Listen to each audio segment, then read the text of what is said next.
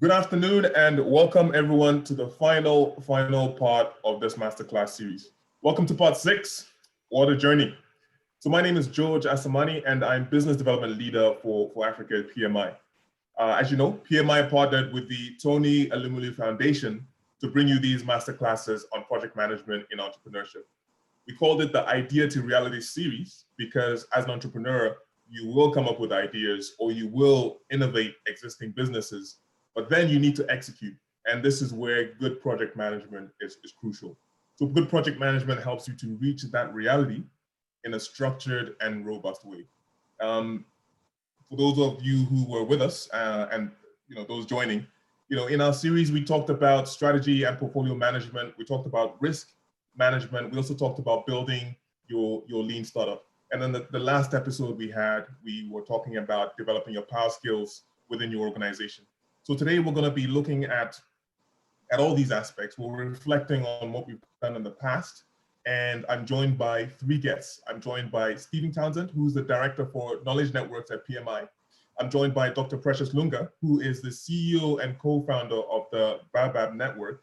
And I'm also joined by Dr. Lambert Ofoigba, who is President of PMI Nigeria Chapter. So before we kick off, just a quick reminder, you can post your questions in the chat. Please do use the chat. And once you do that, we'll address them in the question and answer section. If you are registered for this session, if you've registered for all 6 parts of the masterclass, then you will receive a certificate of learning at the end. And also for those for those of you who are interested, we're also offering through TEF only, you can get a 40% discount on the CAPM certification, which is the entry-level project management certification. So without much further ado, I'd like to welcome Stephen Townsend. Over to you, Stephen.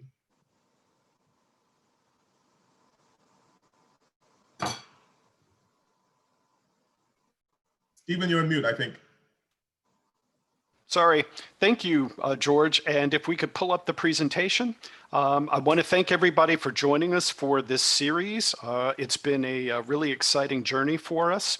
And if we could go to the next slide. So as George said, this is our final session in our series on making reality. And this particular session, putting it all together, shows how the different pieces fit together. And we're going to use a real life startup as an example of how that works.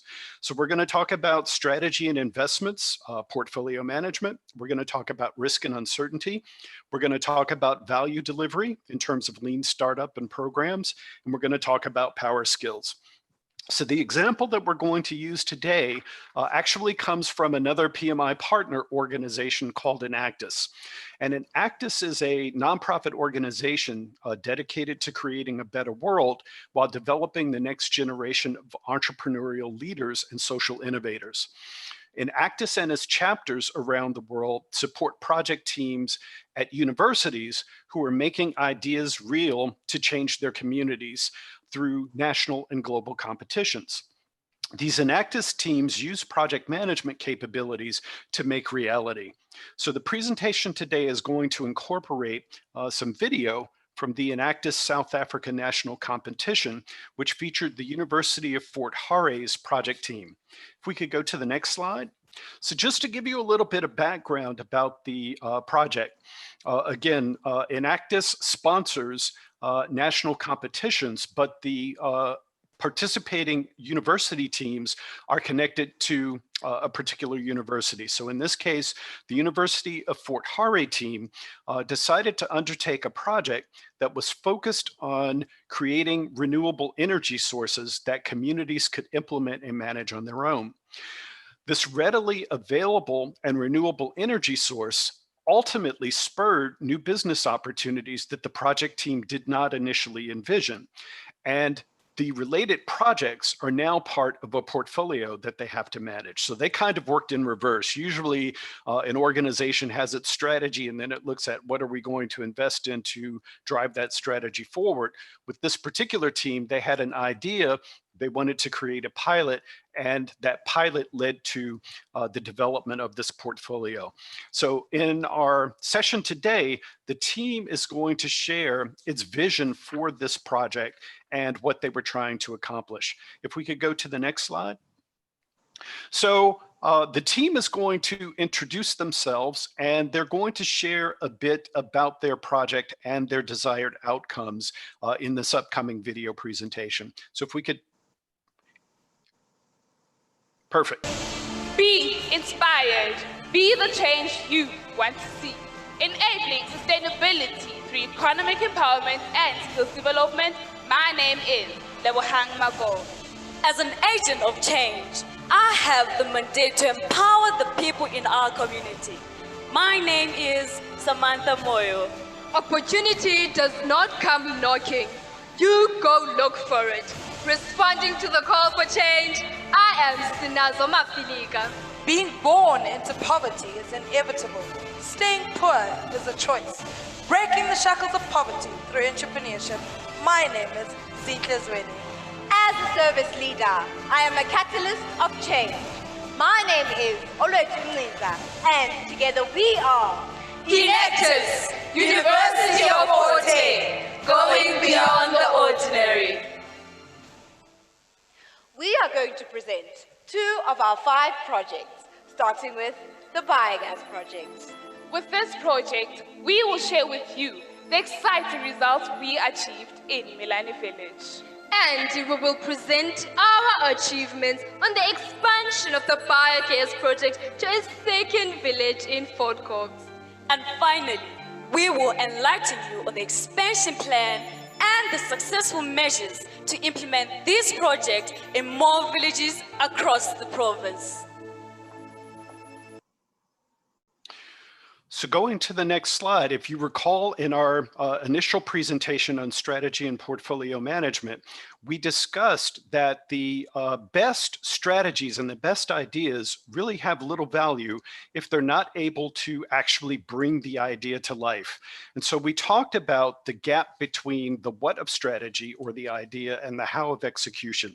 And the how of execution is based in the concepts of portfolio management, which is around where we decide to invest our energy and our resources to drive the idea forward, and project and program management in terms of how we actually implement the idea, ensure that we're delivering value, and implement practices and activities that will sustain that value over time. So going to the next slide, as the team identified, they have this project to create a biomass plant and a biogas digester, and to implement this in a particular community. So they produced 3 outputs as a part of that project. So first, they produced the equipment needed to convert the biomass into energy. They developed a training program for local fuel managers because, again, their vision is to create self-sustainability so that the communities can manage the fuel sources on their own. And then lastly, they built new business opportunities that provided services to the community. There's another video clip coming up where they're going to talk about that in more detail. So the capabilities that those individual outputs produced help lead to the value stream. So the equipment actually produces a sustainable energy source that, again, the community can maintain on its own. Through the training for the local fuel managers, they're able to create learning and business opportunities for people within the village. So again, the project is trying to help the community not only generate a source of energy, but leverage that energy to create new opportunities. And then lastly, the project, through these other business opportunities, generated jobs, steady incomes, and new services that the community could take advantage of. And in turn, those capabilities produce specific outcomes that can be measured. So we have improved air quality and safety because people aren't burning wood or paraffin products in their homes, so they're not subject to fire, they're not subject to pollutants in the environment. And then lastly, individuals have seen increased financial independence and the ability to, again, kind of guide their own lives. So if we can go to the next slide. So now we're going to learn from the team how they went from this lean startup of implementing elements of the project and then building it over time. So if we can start the video. The study that we conducted in Milani Village validated the need for an alternative source of energy. After profiling the economic needs of a model project to make use of a cheaper source of energy, we assisted to get sponsorship through the help of the municipality to construct a 10,000-litre biodigester and a biomass plant.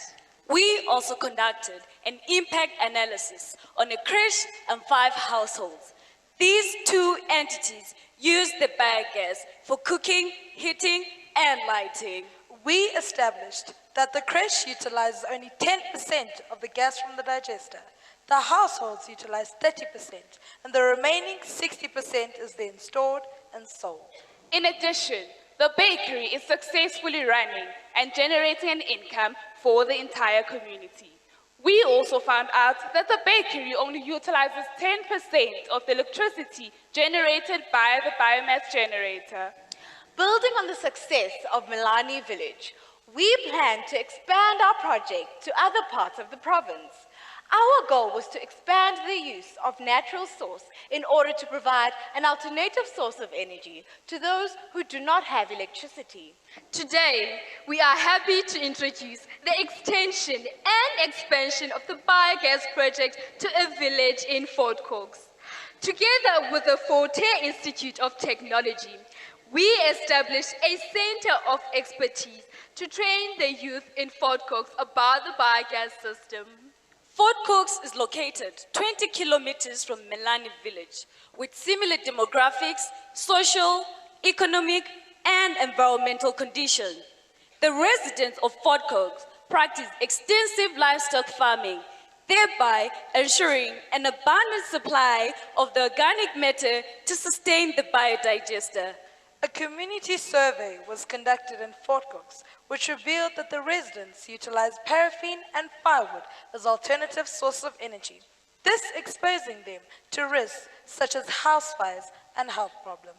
The scarcity in alternative fuels and escalating global oil prices places an unproportional burden on families.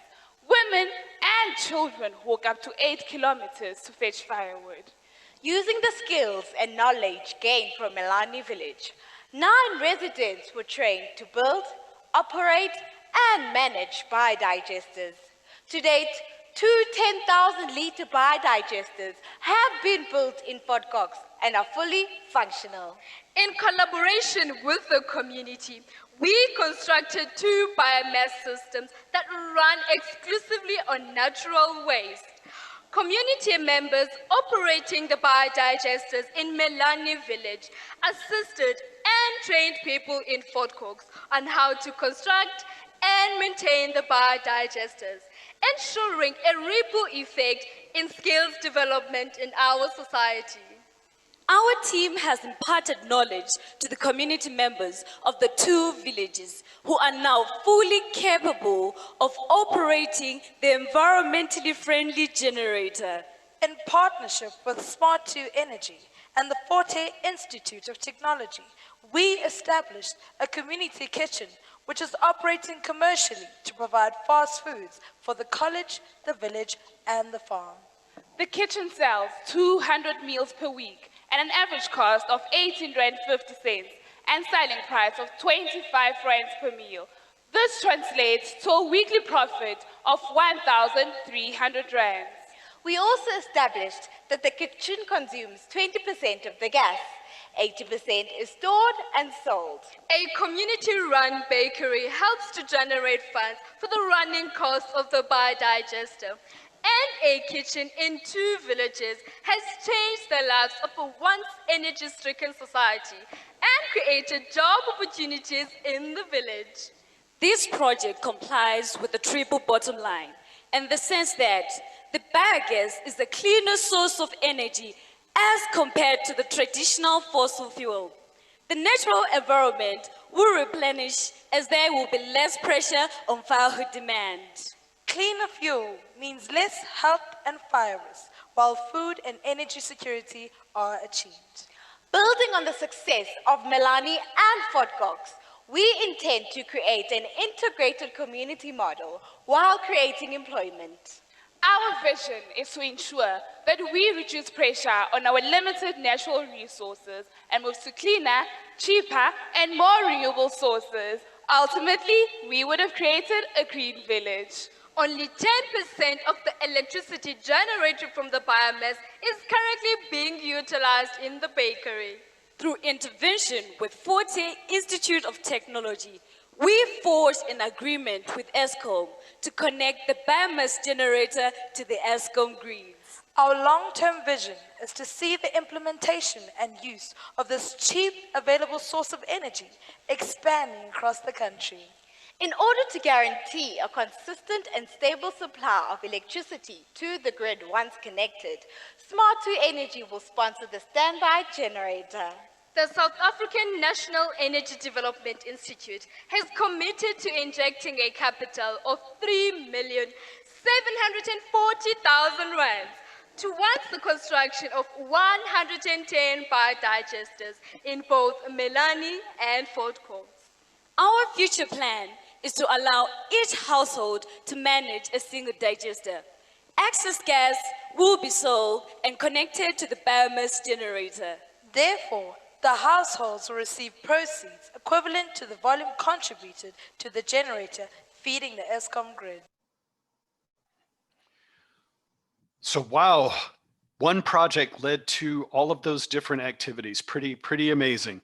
And as we shared in session 3, where we were talking about the concept of how you deliver value, you can see that this team started with the concept of we need to learn and we need to try this particular initiative in one village and see what type of results we get.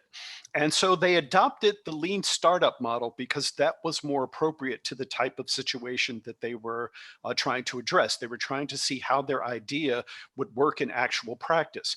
But in some instances, again, if your organization is operating in more of a regulated environment, such as healthcare or banking or finance or construction, you might have to follow more of a waterfall or a hybrid type of model. But in this instance, the team decided on a lean startup. So if we can go to the next slide.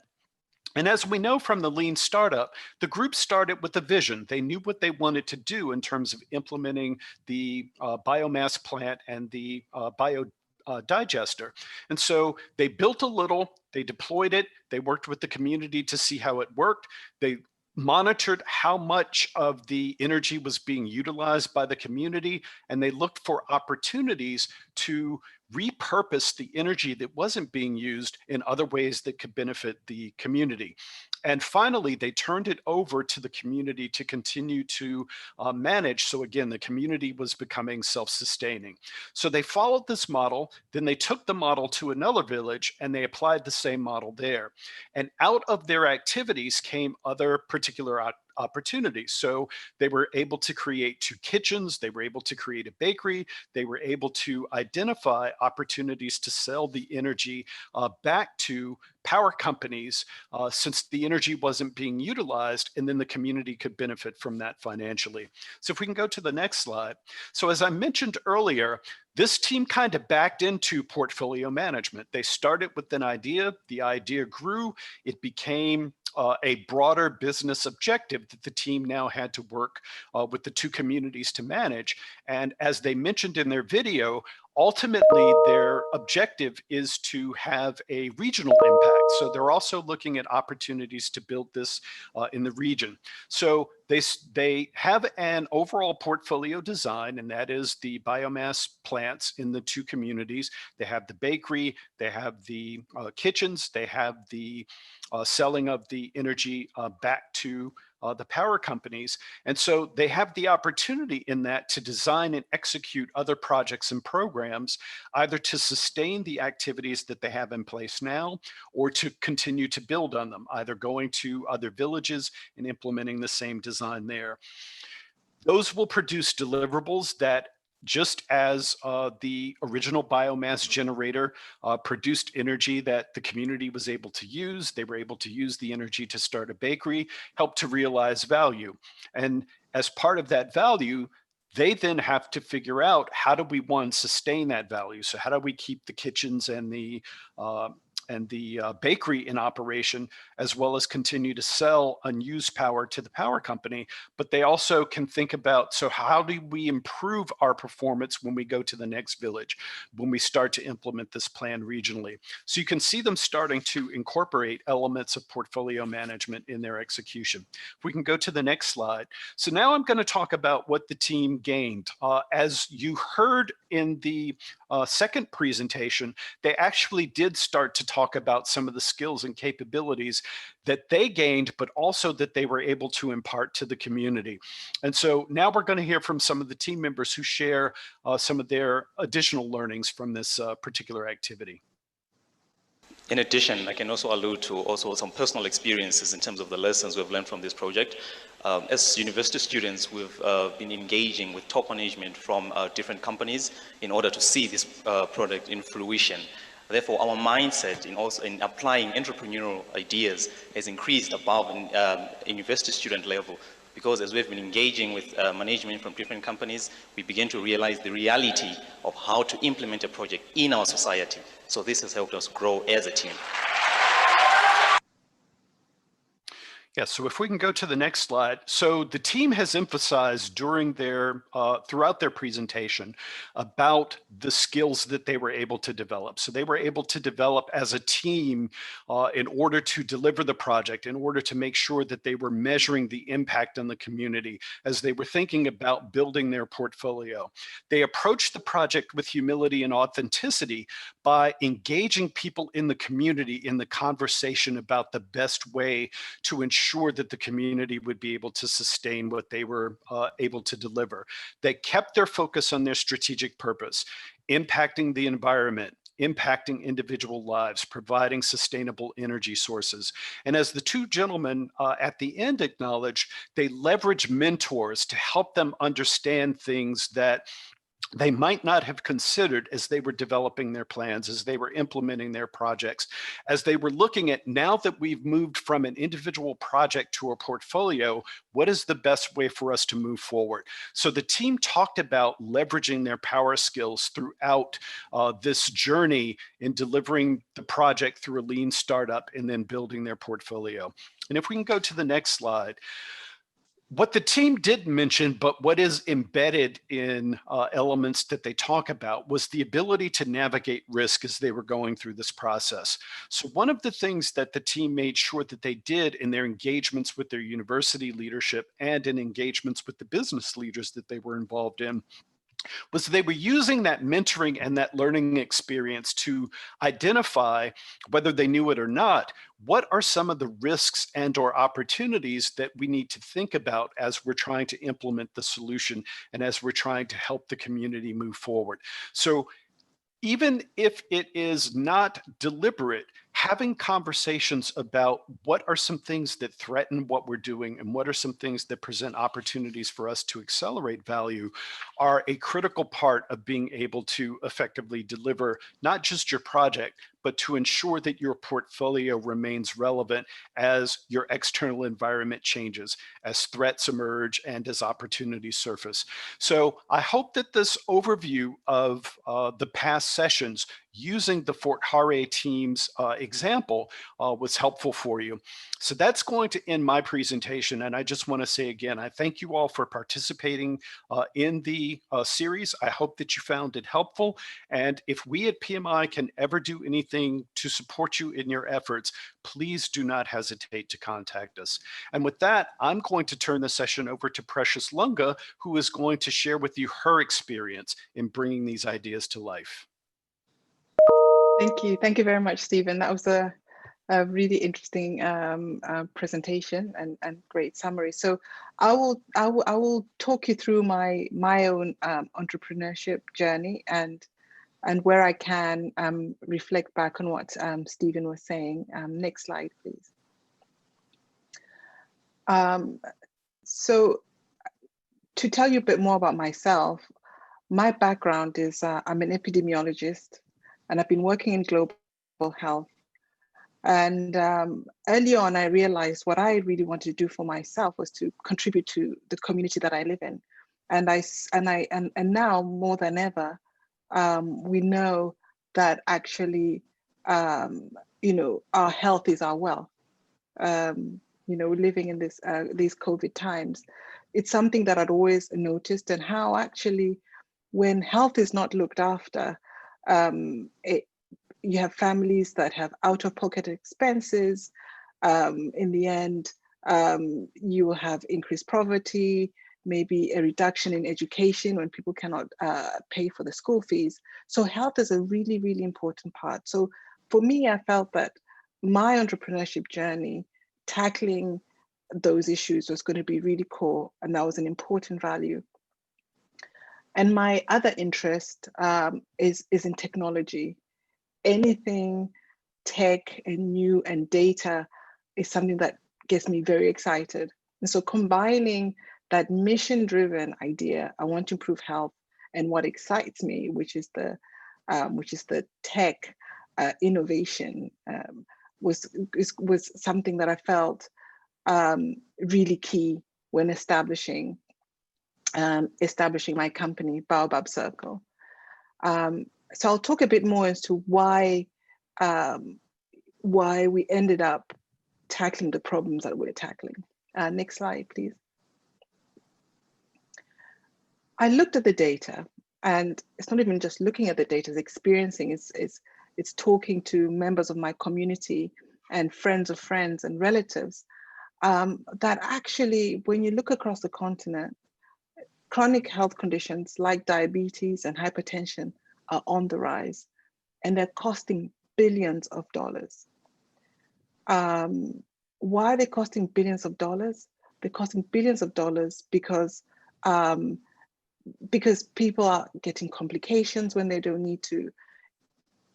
I'm not sure how many people are listening today, but I can tell you that if we were in a standard room across the continent, 1 in 4 people would probably have hypertension. That's a large number of people. 1 in 4 adults across the continent suffer from hypertension. And so it's a really, really important disease, a condition that needs to be tackled. And yet there've been chronic failures in us tackling it. Next slide, please. How we can manage these conditions is actually relatively simple. Managing our diet, so eating the right sort of foods, being active, doing the right sort of activities, and taking medications when needed. And yet, many people who end up diagnosed actually end up with complications, hospitalizations, amputations, and for some, unfortunately, early death. And yet, it's a really simple solution on the face of it. So I asked myself, why is it so complicated? Part of that is that at the very base is knowledge. Where you have knowledge held by one group of people, let's say you have to go to the doctor and be diagnosed, but in between, when you go home, ordinary life gets in the way, that leaves a break.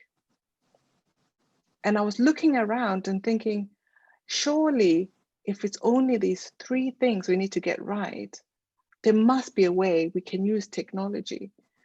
And I was scratching my head and thinking, how can we use technology in that way? How can we bring the advice that your doctor has given you into your home, so that on your day-to-day basis, each person who has that conditions and the families of those people know what to do, so that our communities can lead healthy and happier lives. Next, please.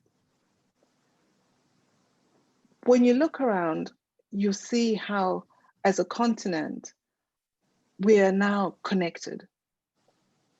You could go to even the most remote place, and yet you can stream a video. There may be some people somewhere in the rural areas who are actually connecting to this webinar online. And yet, maybe in some of those areas, there may not be mains electricity, there may not be running water, but there is connectivity. So for us, it was okay, there's a problem. Diabetes and hypertension are on the increase. A problem of needless complications and ill health that can be prevented. And on the other hand, we are sitting on a technology network where from anywhere you can somehow be connected. So we brought those two together and said, let's devise a solution around this. The next slide.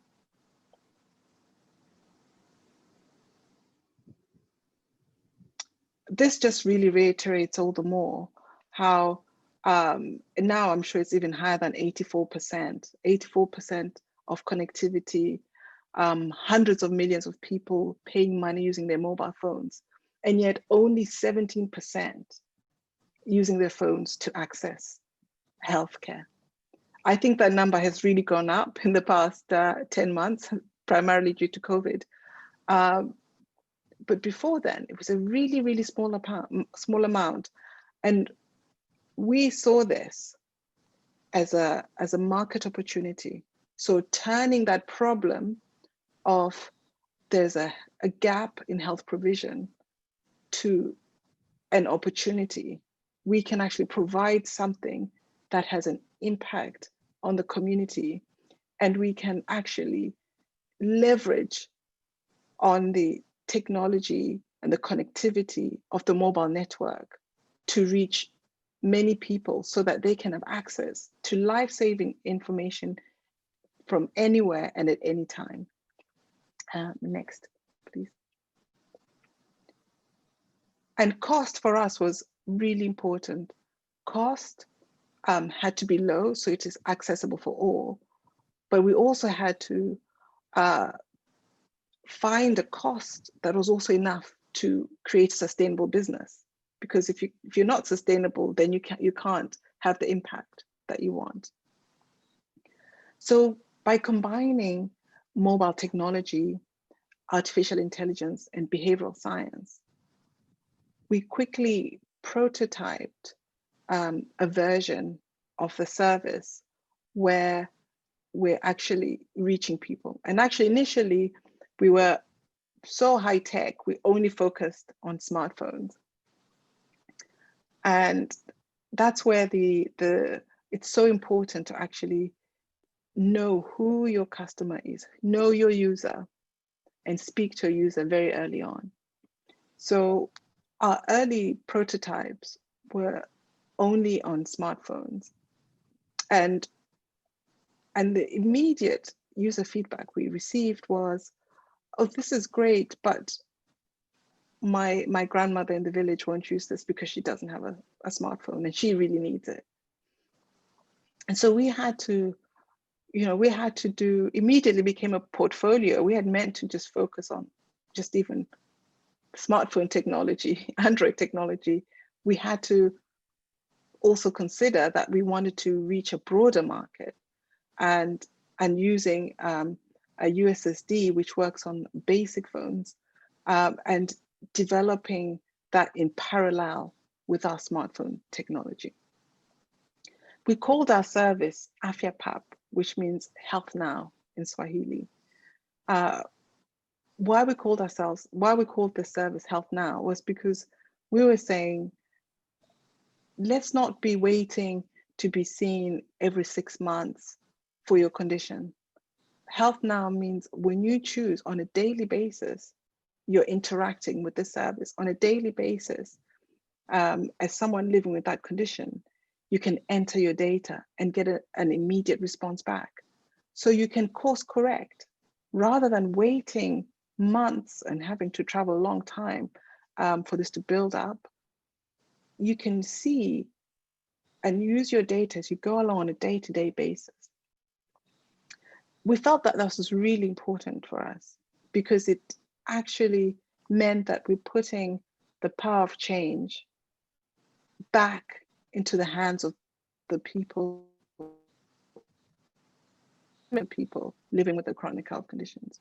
And for me, as someone who's been working in global health, I felt that was important, because in global health, we were always from the top, driving down solutions and then asking ourselves why we were not having the impact we needed. And that's because we were not really fully engaging on the ground and understanding that human behavior is also a really important part, and motivation is a really important part. And next slide, please.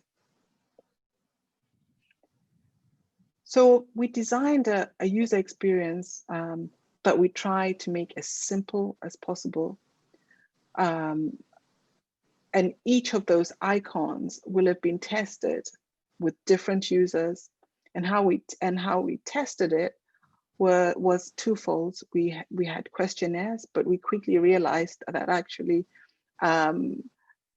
people would always like to give you good news, and the best way is to actually just give people the app and see how they played with it. So through several iterations, we ended up coming to this version of the service where we have, you can connect directly to a doctor, you can track your blood glucose, your blood pressure, and get instant feedback. On a daily basis, you can have an interactive chat where you're actually getting health education, or you can actually call or send a WhatsApp or send a message if you don't want to speak to the doctor directly. So we came up with these modules really as we interacted with our users. And what we found is when we went back to our values and what we're really trying to achieve, listening to our end user, and I cannot emphasize that enough, is important. And sometimes they don't always tell you what you really want to hear, but you still have to respond. Next slide, please.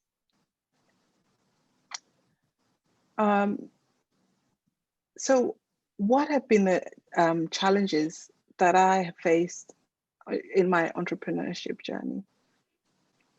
Funding is a core part of entrepreneurship, because to put your idea into reality, to bring together a team, to work together, to work in the field, that all costs. When we started, we bootstrapped as much as possible.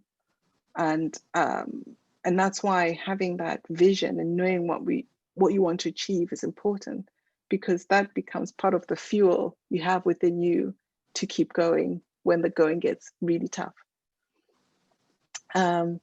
And that piece of resilience as well, because when you're talking to funders, it may be several no's until you get a yes. And sometimes the no's would be no, not at all, or let's watch and see how long you can go with what you have. Let's measure what your users are saying about you. So what was key is really understanding, when we're talking to funders, what are the key milestones we needed to hit, and hit for the investment, but also hit in terms of the impact we're trying to achieve on the ground, and hit in terms of getting users who loved the product. Because ultimately, why we are doing this is because we want people who are enjoying using the product and who are seeing a health benefit from it. And flexibility to respond to feedback from users, respond from feedback from the market, the broader market, understanding what other developments are happening on the ground that can impact on the business, and forming a community of practice. We found that when Baobab Circle started on this idea, non-communicable diseases, diabetes, hypertension, were highly unfashionable. I would talk to prospective funders and they'd say, oh, why don't you do something on HIV? Why don't you do something on something else? There was always, but not not these health conditions. We stuck to it because the data was telling us that this is a big market, 2, a big opportunity for us to make a huge difference because many people are not getting the quality of services they needed to get. And it was such a simple, on the face of it, problem to solve if we can bring together that technology piece and deliver it to many people. And then, of course, we were moving along nicely, forming partnerships. So having a strategy where we decided we wanted to grow through partnerships with health insurance companies, partnerships with mobile network operators who can be our channel for distribution. And so going along that fantastic growth trajectory, and then 2020 arrived, and COVID happened. And that's where, actually, as an entrepreneur, you have to be prepared to respond to unexpected challenges. We've always known that at some point we'd have a pandemic. We just didn't know that it would happen now. And we all have seen the impact and experienced the fallout of the stay-at-home orders, of the pandemic, still with us without a prospect of a vaccine anytime soon. So we quickly thought to ourselves, as a health technology company, how do we want to define ourselves? Because there's life before COVID, and how life is going to be lived as a result of the COVID pandemic is going to be different. Next slide, please. So we pivoted to also include responding to COVID. For us as a business, it felt imperative, of course, because when you look at the data, the people who are most likely to have severe COVID are people with diabetes and hypertension. So we also had a moral and ethical duty in any case to support the people who are building the product for, to manage as much as possible during COVID. So we introduced several COVID-related features, very quickly tested them around home management, and other areas, connecting to your own specialist at home, being able to get your medications remotely, etc. And another component that we decided to take on, which is a big responsibility, is also being part of national COVID responses. So we've also said any Ministry of Health that wants technology support to roll out continuity of care during this time, we would also support them.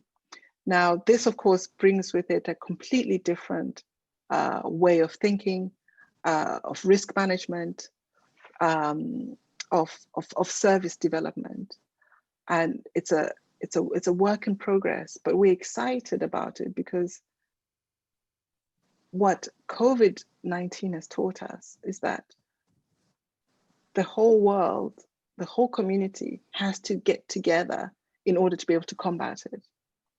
And if even the smallest place somewhere in the corner of the earth still has coronavirus circulating, it means that at any time we can have yet another wave of this coming to us.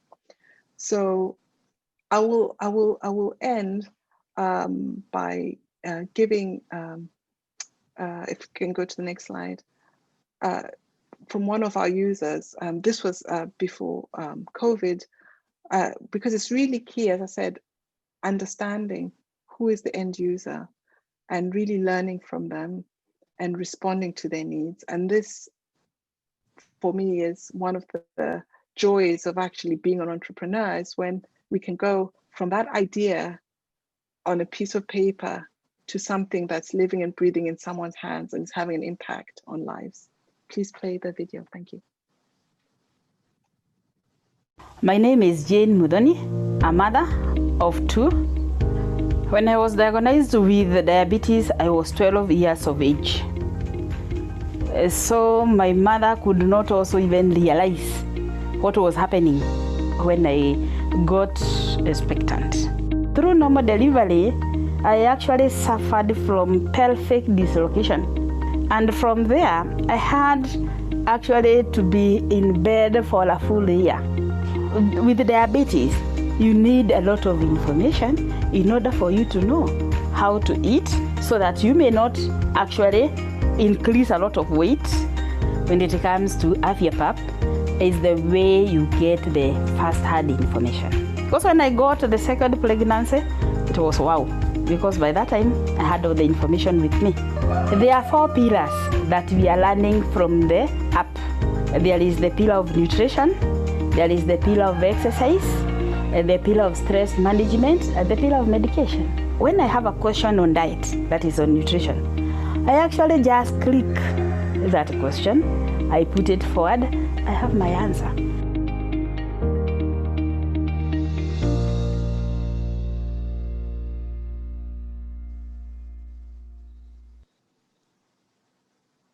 My name is Jane. Thank you.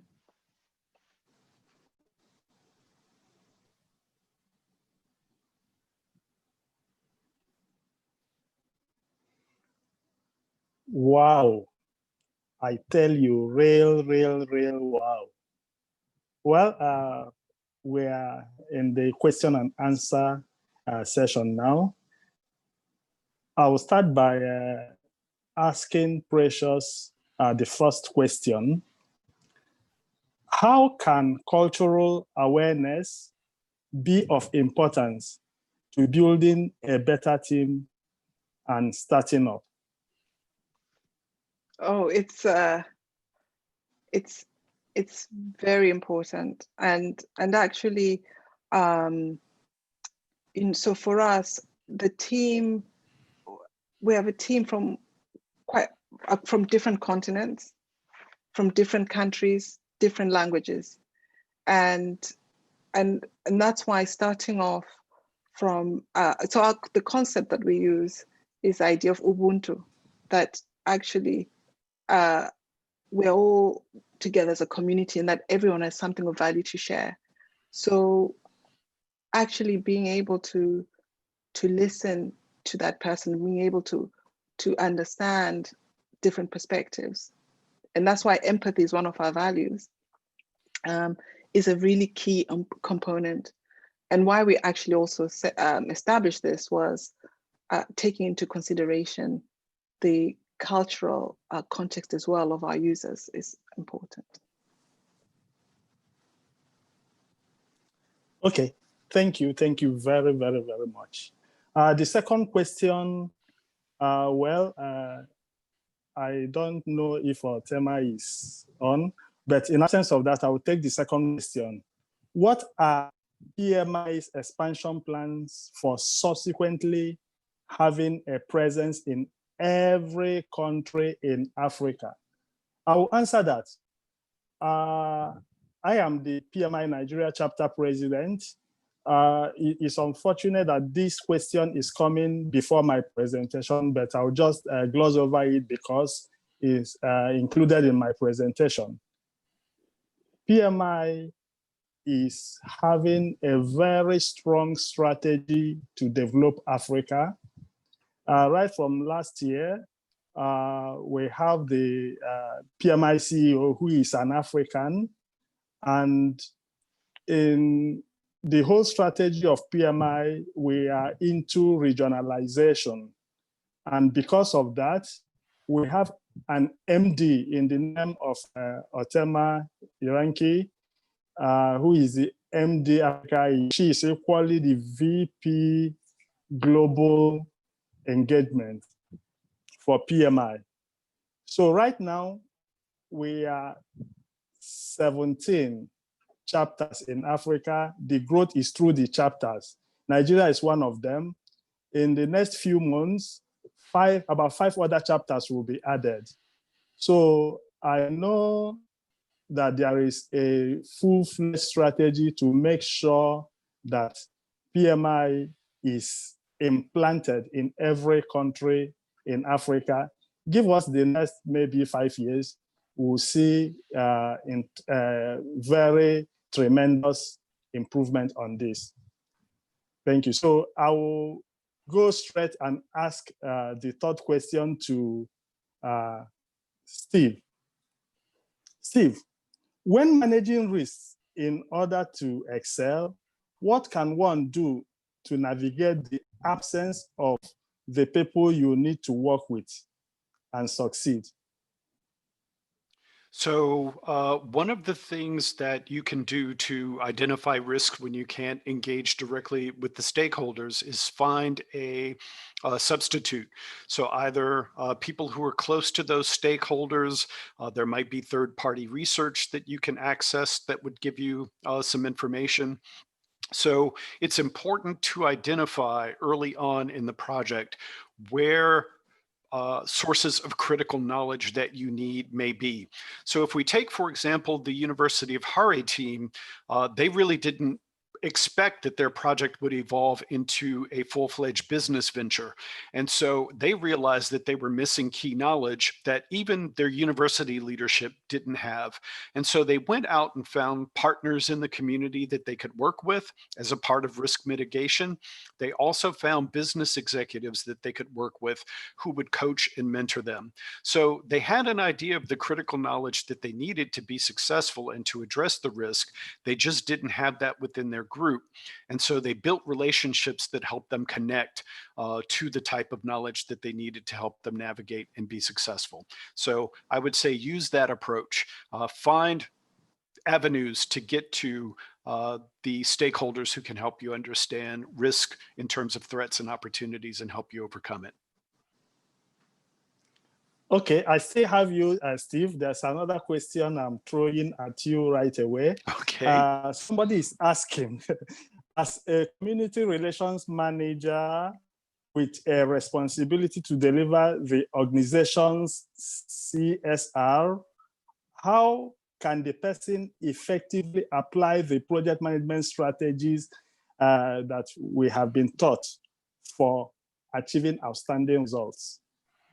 Okay, so for customer engagement, as we've talked about in session 3, looking at the lean startup, and as Precious mentioned today, it's really important to have in your delivery capabilities that ability to sense what your customers are telling you.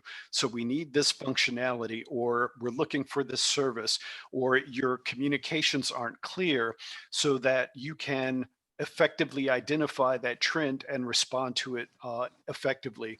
So as we talked about with the lean startup, if you take the viewpoint that your project is a learning experience and you're learning from your customers as you're implementing the solution, then you want to make sure that you're building that voice of the customer into the next iteration of the solution that you're producing. If you look at it from a portfolio level, again, the portfolio level is around once we've delivered the value and once you tell us that what we have is relevant for you, it's useful, et cetera, there's always the opportunity to look at how can we continue to improve. So as Precious mentioned in her focus, there were people in her community that weren't part of that 80% of the world that used mobile devices, but they still needed the service. And so she and her team had to look at ways to build in how to serve those 20% of people that aren't connected to the networks and to find a solution that would be practical for them. So it's always a learning experience, whether you're talking about the project level and responding to customers' immediate needs, or at the portfolio level where you're looking at your long-term strategy and how best to implement and move that forward. Okay, thank you. Thank you very much. Thank you. I'll go to Precious. She has done it before. She can always do it again. Precious, how can entrepreneurs bridge the gap between the stringent corporate governance compliance requirements and assessing funding? Oh, wow. So that's a whole hour on that.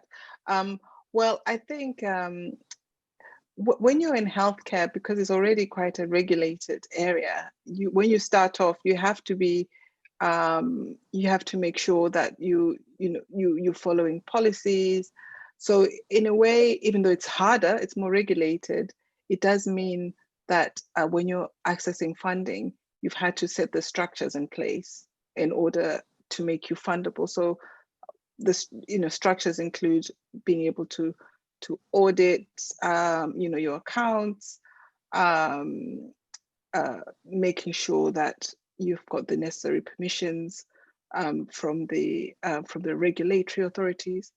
So those aspects, are really key. And when you're running really fast at the beginning, it may be tempting to overlook them. But I encourage that time should be spent on doing that. I was also, of course, fortunate that by the time I set this company up, I had worked in the telco industry, which is also, again, quite regulated. And so a lot of project management do's and don'ts are, sort of there in terms of planning, risk management, that is part of building any product. I hope that answers your question. Does that answer it? Yeah, it does. Thank you very much. One more question for you before we close out. We've spent a lot of time on this. What could be done as a startup to pivot where funding is not available? Because the major problem or challenges killing African entrepreneurs is access to funding. Mm-hmm. Yeah. So obviously at some point, so bootstrapping is important. I also think that as Africans, in the broad sense, we need to be funding our entrepreneurs, because the solutions that are developed on the continent are solutions that can be used globally. And there have been examples of this. And all I can say really is we have to keep passing on, we have to keep shouting that message out to say, let Africans also fund African entrepreneurship. Because a lot of funding, if you do the analysis, certainly in the technology space, a lot of it comes from outside Africa. And so inevitably, quite a lot of that funding does not end up going to African entrepreneurs. So we need to also start funding our own entrepreneurs.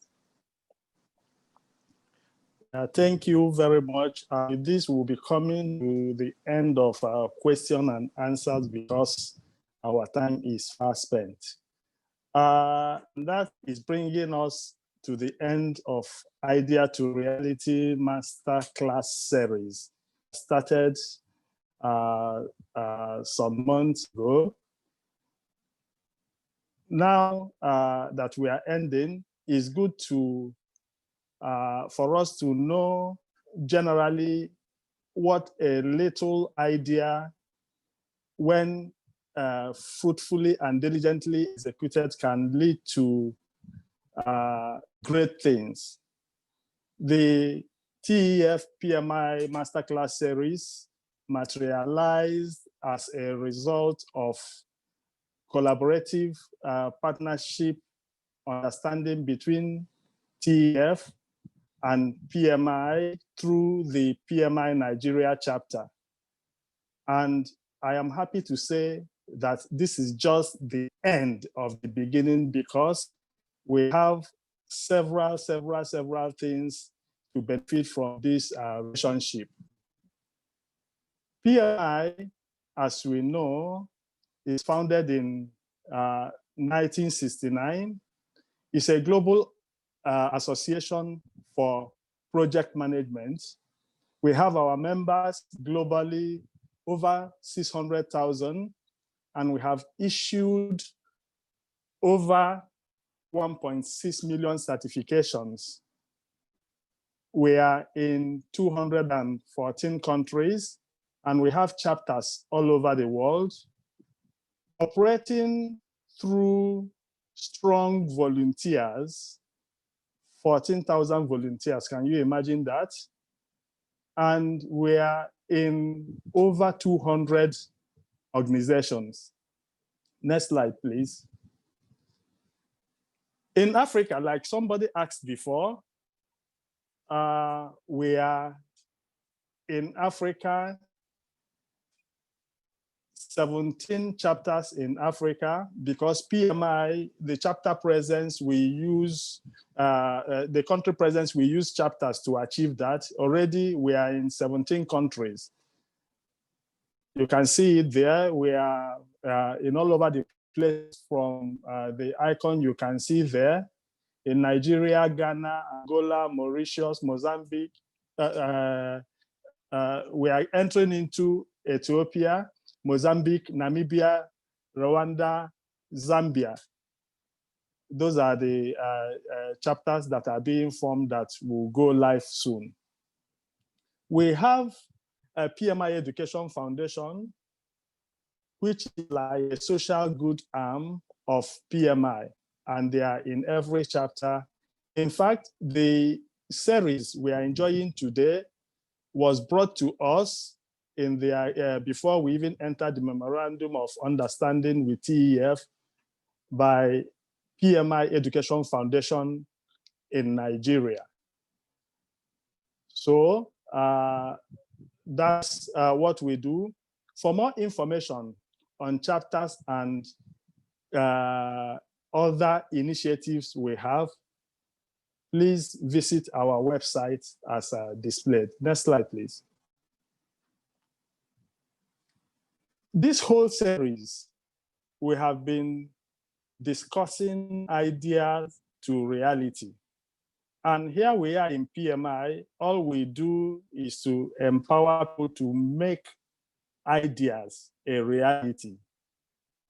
And the series we have, the webinar we have today is just like bringing into practice all the concepts we learned in the previous series. We do that, I mean bringing, empowering people to, we do that through three main pillars. Number one is thought leadership and networks. We do that through certifications.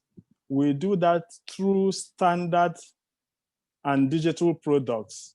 When we are talking of thought leadership, please take out time to visit projectmanager.com. It's a whole place where you get connected.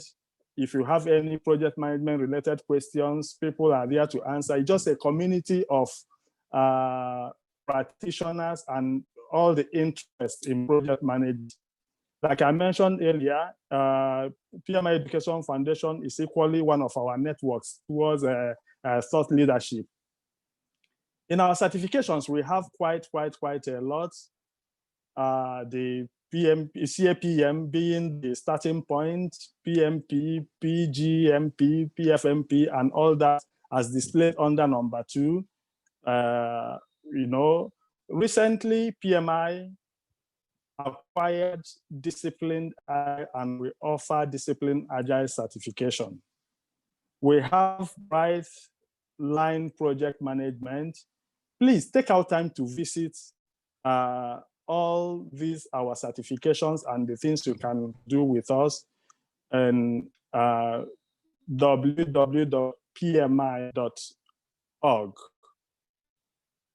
We also have standards, like I mentioned earlier, several tons and tons of them. And those are the things we use to make ideas a reality. Next slide, please.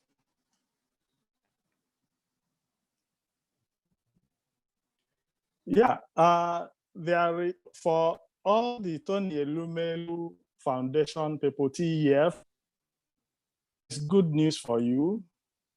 You have up to 40 PEFA today if you want to be certified as a CAPM.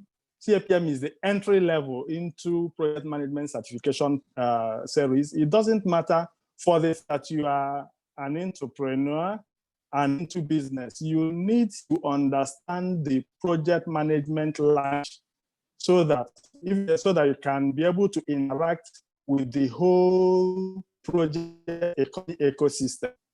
When you are seeking for funding, people will want to hear the project management language because they want to be sure they are committing onto anything that it will be fully utilized, and the people they are giving the funds have the basic knowledge of making ideas into reality. So, for other people that are listening to us that are not members of Tony Elumelu Foundation initiative going on, please get in touch with the respective chapters to know how we move it forward. But to this discount of 40% is on TEF to show that good things happen when you get involved with PMI. Next slide, please. In the absence of any other thing, I thank everybody in the whole ecosystem that made this TEF PMI Master Series a success, both from TEF and from the PMI Nigeria team, PMI Africa Development team, and the whole Africa team, including PMI Global. There is nothing we can say today than thank you. And I equally, on behalf of PMI Nigeria chapter and the whole PMI, I appreciate all of us for attending, because there is nothing like Master Series if there are no attendees. We thank you all and say, remain blessed. Thank you. Thank you very, very, very much. Thank you, everybody. Thank you, Dr. Lambert. Thank you, Precious. Thank you, Stephen.